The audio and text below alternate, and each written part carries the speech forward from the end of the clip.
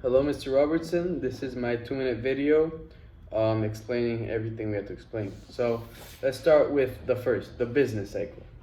So I'm going to talk about the business cycle a little bit. So here we can see there's a peak. That's a peak because it's the highest point of the graph, right? Then down here we have a trough, which is the lowest point, right?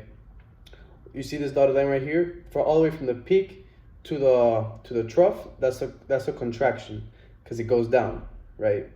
The dot from all the way from here to here is a depression because it's under the stable line. All the way from here to here, that's a recovery because the graph is again going back up. It fluctuated here and then it's going back up. That's why it's called a recovery. All the way from the trough all the way to this point up here, which is another peak, that's called the expansion, right?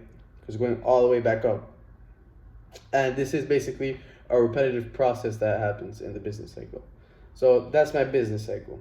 Then the next part is GDP. So the most used method to measure national income is gross domestic product, also known as GDP.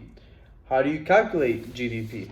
Well, here it is. So there's a formula. So GDP equals C plus I plus G plus NX.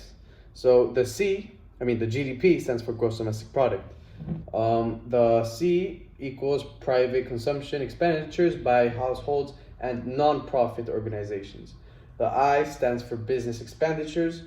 The G stands for denotes expenditures on goods and services by the government. And NX equals net exports, which equals to nation's exports minus its imports. So that's how you calculate GDP using this formula. Well, thank you for paying attention.